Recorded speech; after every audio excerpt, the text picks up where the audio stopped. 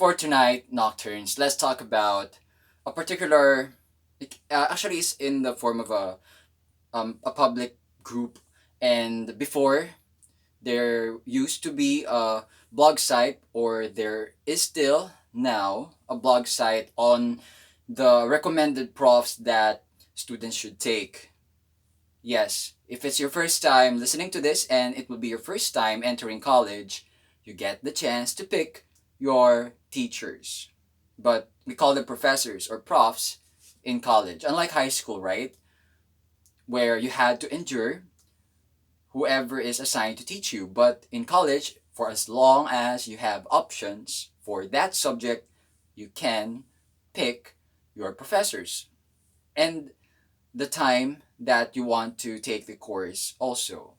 All right, let's now jump into this blog site and public space I'm talking about.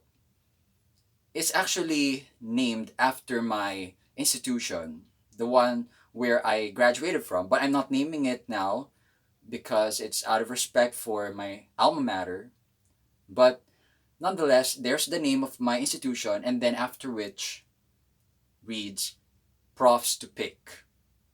Yes, it's titled that way because by the words Profs to Pick, you already know it's a recommendation site for professors that students should take, and professors students ought to avoid per the standards of, I think, an average student.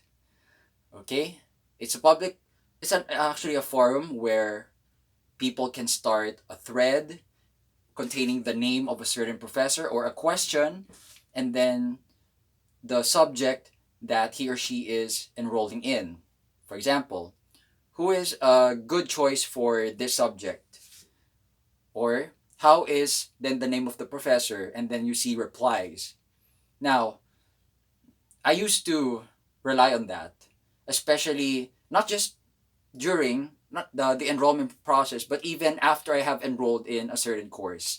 I still glance at certain statements about the professor I have chosen. And if you ask me how useful Profs to Pick is, it is both useful and not useful. Okay, I'll tell you why.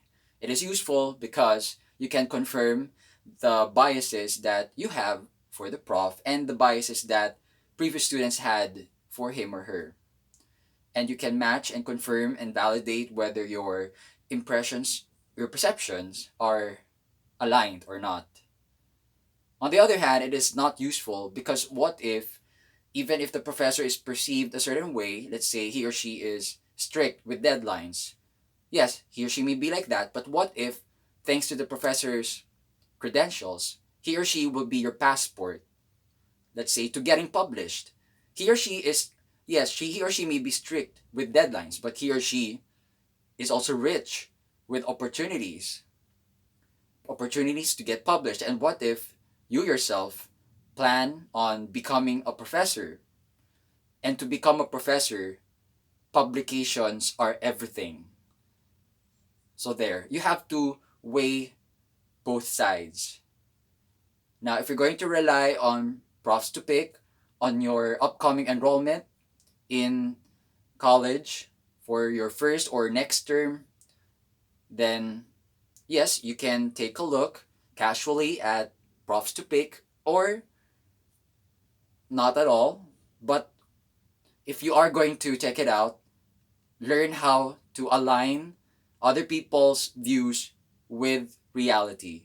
So I suggest you don't just look at it before you enroll in that particular subject under that professor, but you also have to, my advice is also to validate. Okay, check the site again.